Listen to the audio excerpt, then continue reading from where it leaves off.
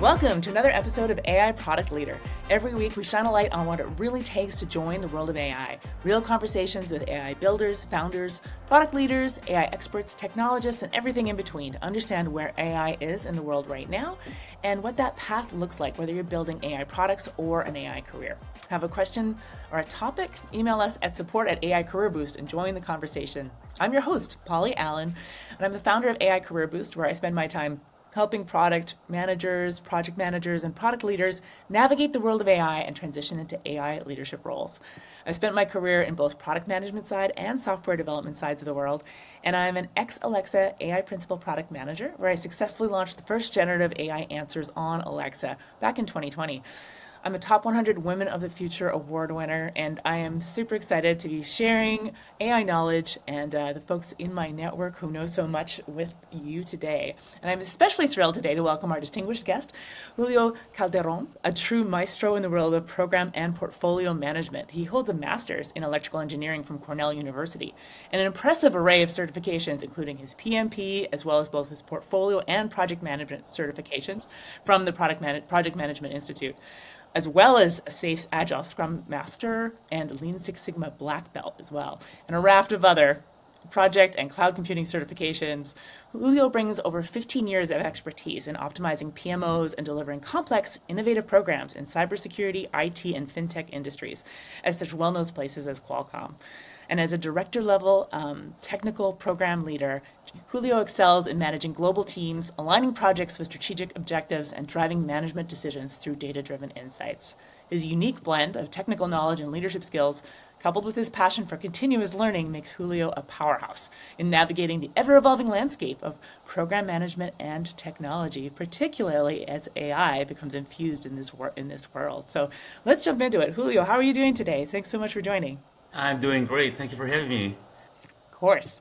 So I'd love to hear a little more about your background. We'd love to get to know you a little bit. So before you took an interest in AI, can you give us some background on the kinds of projects and how you were involved in your career with IT projects?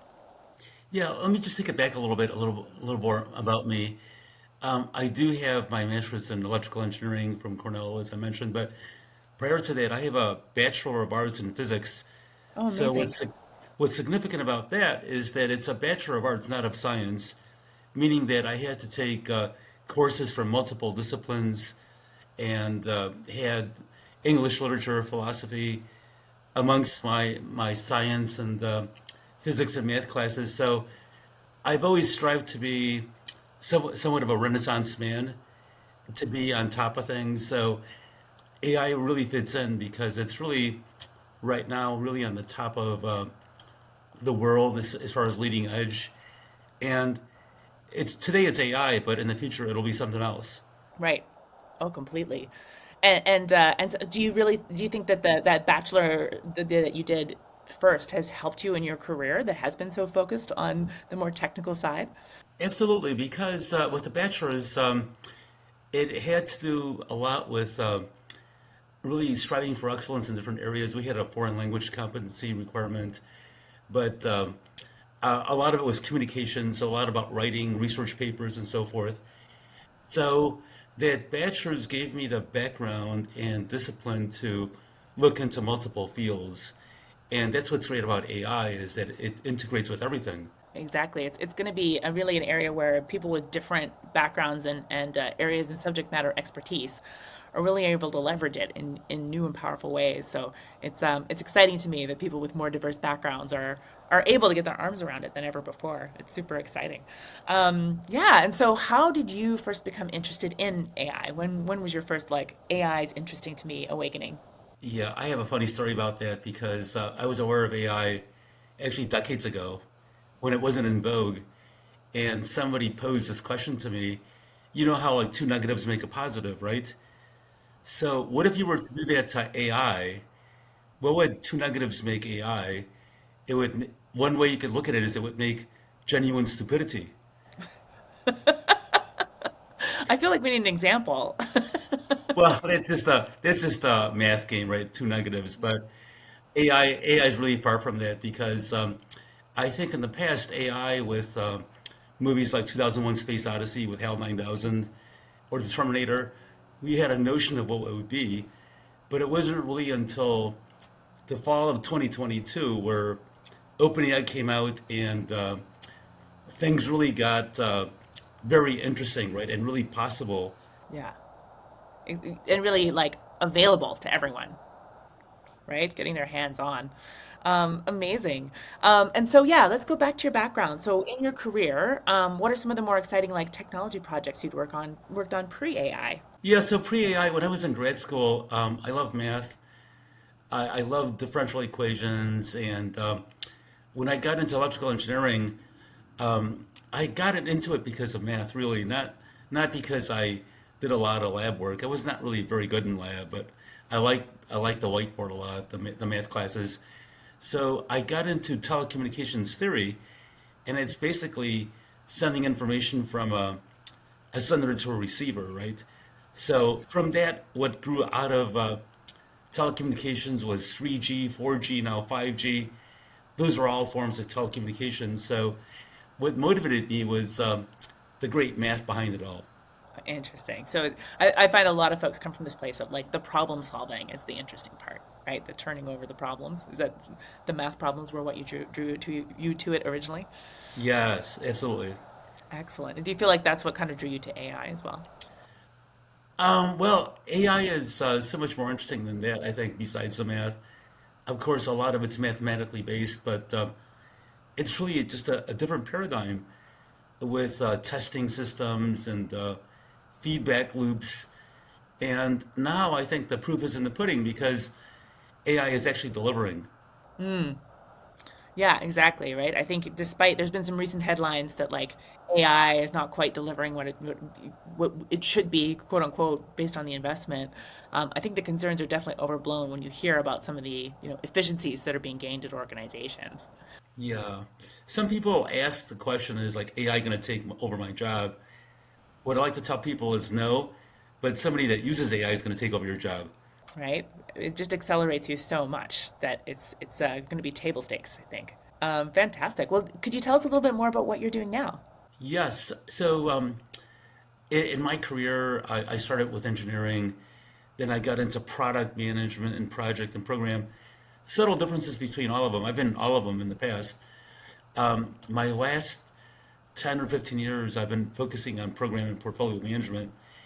And in my capstone project with your program, Polly, I created an application to really benefit both product and program managers.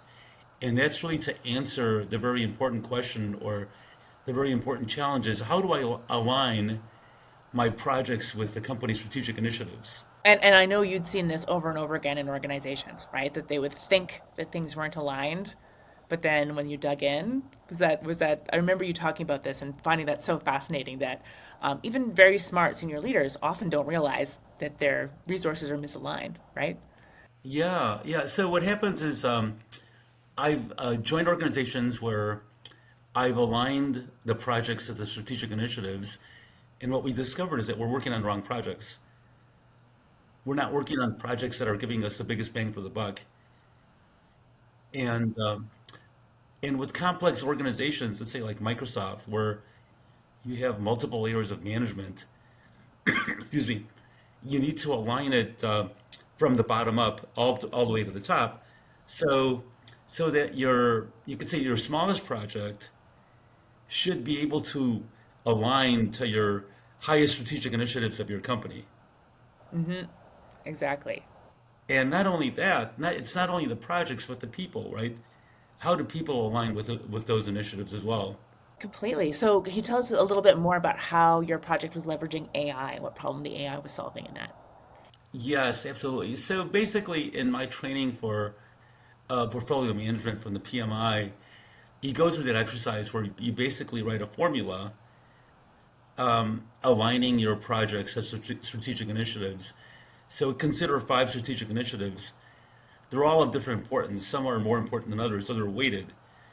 So you align, you look at your projects and determine how well do I align to every strategic initiative, right? But depending on the company, those initiatives are weighted differently. So there's a formula you can create, and you can rank projects in that way.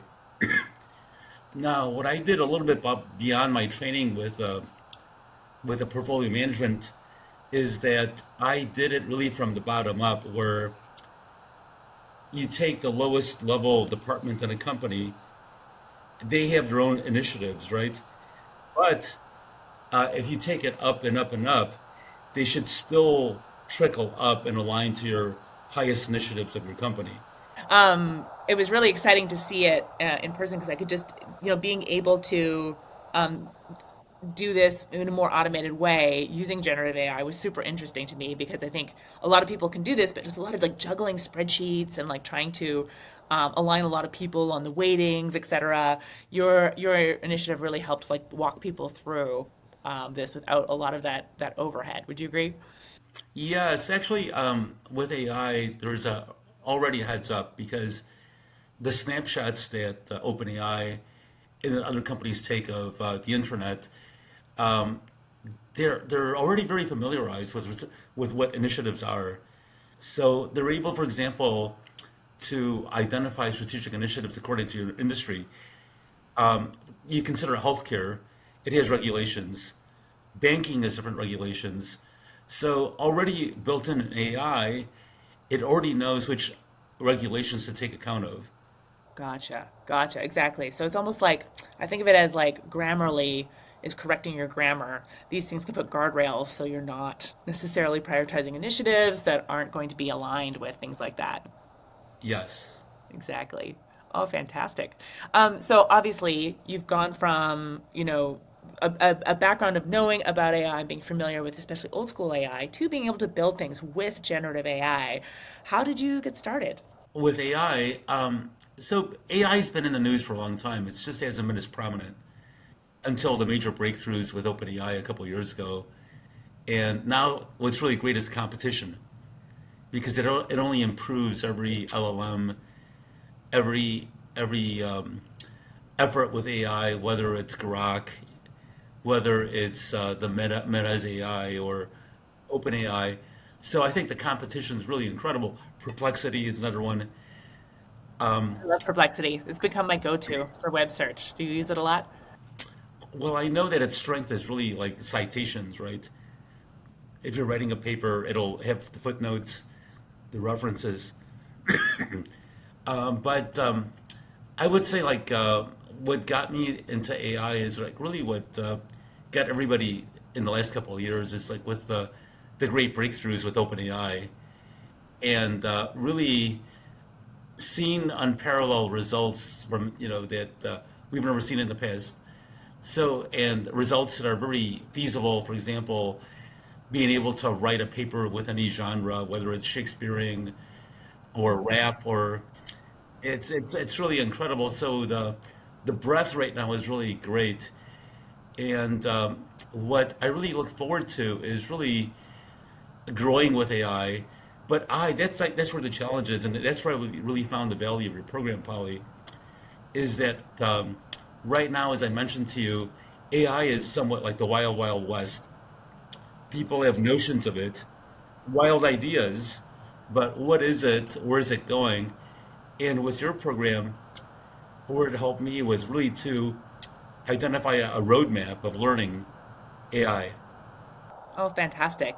Yeah, I think a lot of people are really struggling with just where do I start, right? And I think that's been something that I've seen a lot of people asking about. Of course, there's so many resources out there, and you can spend a lot of time struggling through those on your own, but figuring out which ones are the right ones for you and where you're at to really be able to build something useful, right?